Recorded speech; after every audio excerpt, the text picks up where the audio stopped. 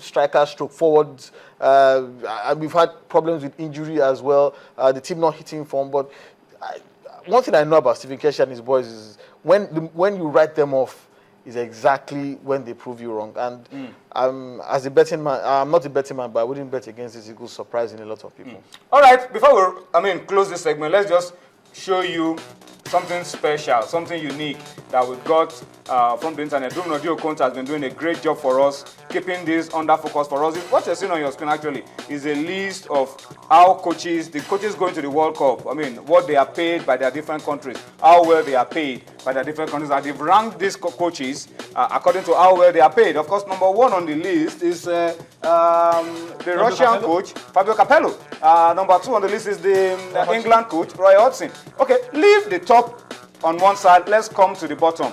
And if you look deep down, I think the coach of Mexico is the last on the list, and then the coach of Ghana, and then you have the coach of Croatia, then you have the coach of Bosnia, and then you have Stephen Keshi. Fifth from bottom. Ghana and Nigeria are the only countries going to the World Cup with indigenous coaches, and these coaches are in the last five. In terms of how well coaches are paid, they are in the last five. Does it say anything about confidence in your coaches and the expectations on these two coaches, Tunde? Well, I just think I'm not going to get into that, but I think it's just a factor of the economics of the game in all these different countries. It shows you just how seriously. They are richer than Nigeria. Yeah, is that what they're saying? No, not in terms. But they value football. The value they place on football is better than what we do here. Ours is just. But the way they've marketed their game is ours is just hot air. As far as in my own opinion, I still think we are light years behind Europe and North America. But there's in European terms of coach. the structures that we have. There's one European coach there behind Keshi, the coach of Bosnia, the coach of Croatia. They are behind Keshi. Well, on the list. Croatia, how much? The coach of Mexico behind Keshi. I don't agree. I think the value we place on our coaches and the expectations we have from them does not match. It's not commensurate at all. And that is why. I'm sorry to say that is why an African team will bring a white man who knows nothing. And they don't hold him. They won't pay him. The woman is not one of the best paid. They won't pay him such. Look at the first top 10 countries that pay their coaches well. Look at the quality of the leagues they have. Exactly. Look at the quality of players they have. And look at the quality of administrators they have. Well, what does that tell you? And it's a function of a whole lot of things. A whole lot of things. But most importantly, I feel the value. Look at Kwesi Appiah. I know what Kwesi Appiah went through, all just to get. At some stage, some people said, "Look, he has qualified us for the world. Let's sack him." Despite the fact that he qualified.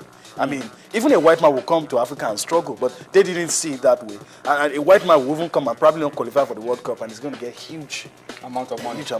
Anyway, we'll come to those issues later on going forward. But let me just read a few comments on Twitter very quickly, and then we'll move on to the next part of the show. Mr. David, that's at Ungwogu Gudi. Wow. Oh. That's a mouthful. It says, let us be optimistic. The Super Eagles will make Nigeria proud.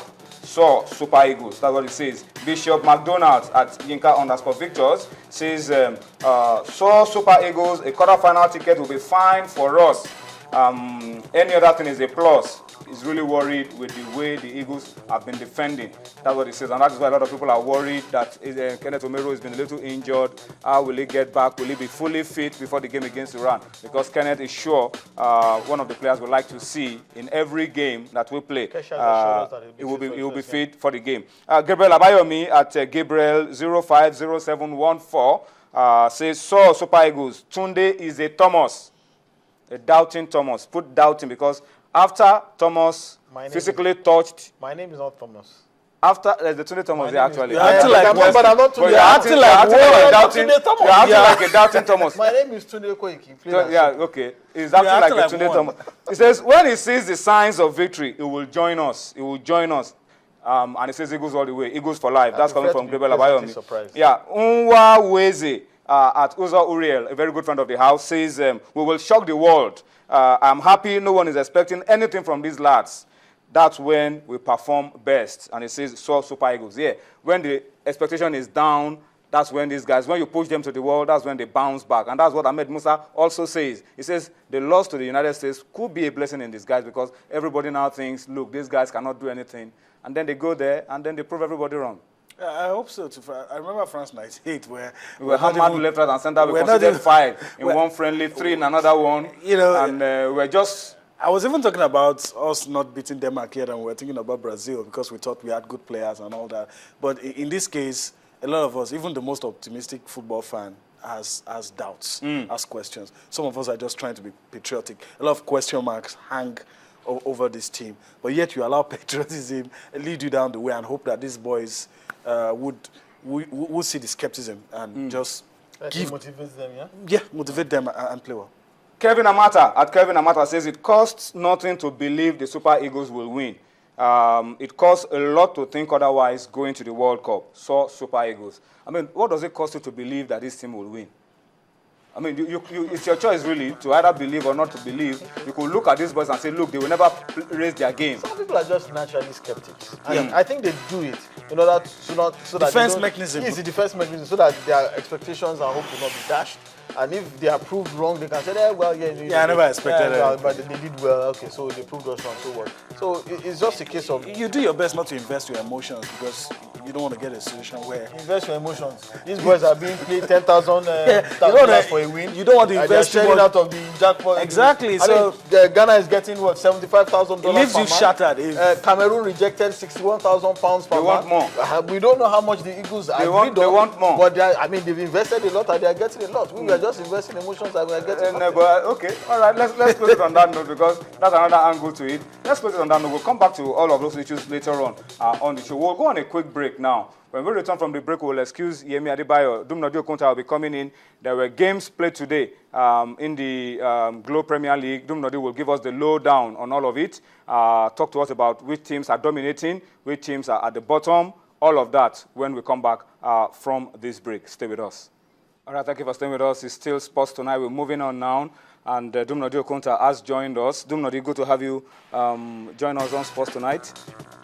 Yeah, and we'll come to you in a couple of minutes to talk about games played today. Plenty of goals as well in the Globe Premier League.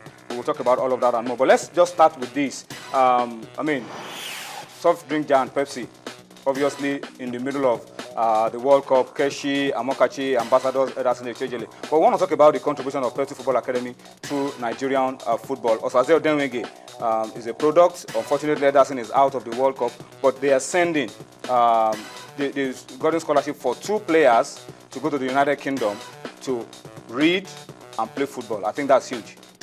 Well, that's huge. We've seen that the only way you can give a life to sport people, because the greatest fear of every sport person is life after sport, after active, like, okay, let's use active service, like we use in civil service. Active service, there's life after active service, because some of them, they don't have anything to fall back on. Sport is something that the moment you have, you hit by an injury, you are likely going to be losing out of work will earn you money. But they have an opportunity. Going to school, some of them study sports science, they become coaches, they become other professionals. We've seen people stop football and go back to their profession. We've seen them and they're able to live life after football, because that's the best way to engage, that's the best way to invest in the life of a young footballer. Let them have an opportunity of studying. Yes, intellectually they may not be too sound, but at least that's an opportunity for them to have a fallback option. Yes, a fallback